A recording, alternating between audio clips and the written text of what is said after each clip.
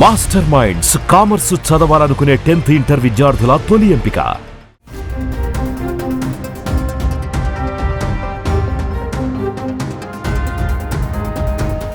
YCP అధినేత YS Jaganmohan Reddy పైన తాజాగా మరో కేసు నమోదైన విషయం తెలిసిందే.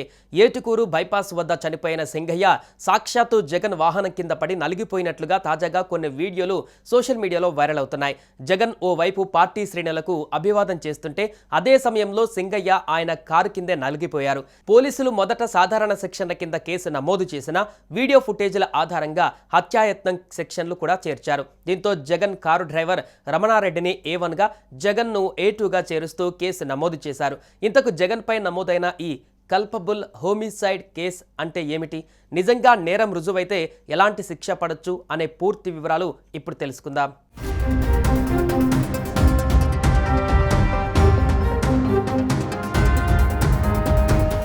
జగన్ ప్రయాణిస్తున్న వాహనం కింద పడి చీలి సింగయ్య అనే వ్యక్తి మృతి చెందారు.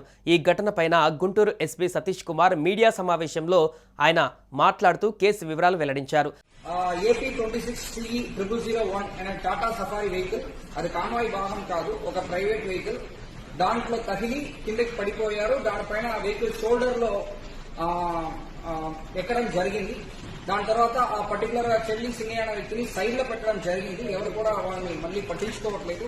తర్వాత మన highway petrol police ASI Rajasekhar అనే వ్యక్తి 108కి కాల్ చేస్తూ వాళ్ళని అంబులెన్స్ లో పెట్టి GGH గుంటూరుకి తరలించడం జరిగింది. అనంతరం మృతురాలి భార్య లూర్దు మేరీ ఇచ్చిన ఫిర్యాదు మేరకు పోలీసులు కేసు నమోదు చేశారు. ఈ కేసులో కొత్తగా జగన్ పైన BNSలోని సెక్షన్లు 105, 49లను చేర్చారు. అయితే పోలీసుల విచారణలో తాజాగా బయటపడిన CCTV ఫుటేజ్, డ్రోన్ విజువల్స్, ప్రత్యక్ష సాక్షుల వాంగ్మూలాలను పరిశీలించిన అనంతరం పోలీసులు ఈ ఘటనను ఊహాపూరిత హత్యగా పరిగణిస్తున్నట్లుగా తెలుస్తోంది.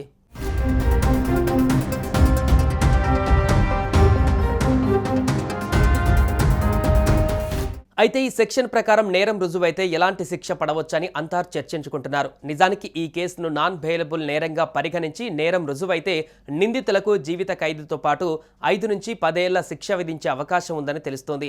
ఈ కేసులోని వీడియో ఆధారాలన్నింటినీ పరిశీలించిన తర్వాతనే ఈ సెక్షన్లను చేర్చినట్టుగా తెలుస్తోంది. కాగా ఈ కేసు రాష్ట్ర రాజకీయాలలోనూ ప్రభావం చూపే అవకాశం ఉందని విశ్లేషకులు అభిప్రాయపడుతున్నారు. మరోవైపు కక్షపూరితంగా జగన్మోహన్ రెడ్డి పైన ఈ కేసులు నమోదు చేశారని వైసీపీ నేతలు ఆరోపిస్తున్నారు.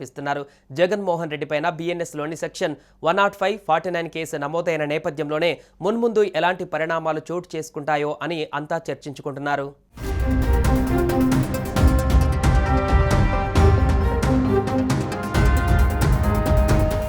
సుమన్ టీవీలో మీ పర్సనల్ అండ్ బిజినెస్ ప్రమోషన్స్ కోసం కింది నెంబర్కి కాంటాక్ట్ చేయండి.